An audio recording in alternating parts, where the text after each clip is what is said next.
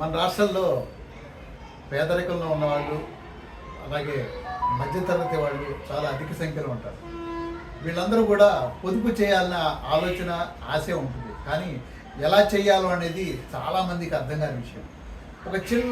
ఒక అతి స్వల్ప మొత్తంతో మనం ఏ విధంగా పొదుపు చేసుకొని పైకి రావచ్చు అనే విషయాన్ని బ్యాంకింగ్ రంగంలో విశేష అనుభవం గడించి మేనేజర్గా చేసి రిటైర్ అయ్యి ఎస్బీఐలో విశేష సేవలు అందిస్తున్నటువంటి శ్రీ లక్రా సాయి గారు ఎలా చెప్తారు.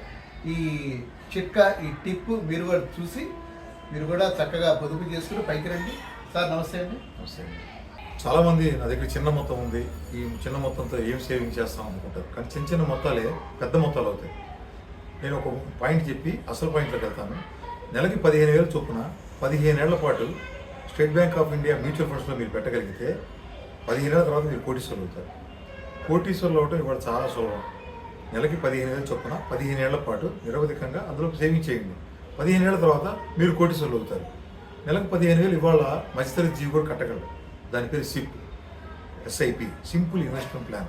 ఏ స్టేట్ బ్యాంక్ ఆఫ్ ఇండియా బ్రాంచ్కి వెళ్ళినా కూడా దీని గురించి వివరాలు చెప్తారు. మీరు తప్పనిసరిగా కూడా చిన్న చిన్న మొత్తాలు చేయండి. 15,000 కూడా పెద్ద మొత్తం అనుకుంటే 1,000 రూపాయల నుంచి స్టార్ట్ చేయండి. 1,000 రూపాయల చొప్పున స్టార్ట్ చేస్తే మీరు RD అనేది పాత నానుడి వినే ఉంటారు, రికరెంట్ డిపాజిట్. ఆ రికరెంట్ డిపాజిట్ ఆధునిక కాలంలో సింపుల్ ఇన్వెస్ట్మెంట్ ప్లాన్గా మారింది. సంవత్సరం 2 ఏళ్ళు 3 ఏళ్ళు మినిమం 4 ఏళ్ళు కనుక కట్టగలిగితే మీరు 8% దాకా ఇంట్రెస్ట్ చూడగలుగుతారు. ఉదాహరణకి మీరు 1 ఇయర్ కట్టారనుకోండి, 1,000 రూపీస్ చొప్పున 12 నెలల పాటు కడితే 12,000 రూపాయలు మీరు కట్టిన అమౌంట్ ఉంటుంది. అదనంగా ఒక 1,000 రూపాయలు ఇస్తారు. ఇలా చిన్న మొత్తం అనే అశ్రద్ధ చేయకుండా ఎంత మొత్తమైన సేవింగ్స్ అనే హ్యాబిట్ని ఇంప్లిమెంట్ చేసుకుంటే తప్పనిసరిగా అందరూ కోటీశ్వరులు అవుతారు.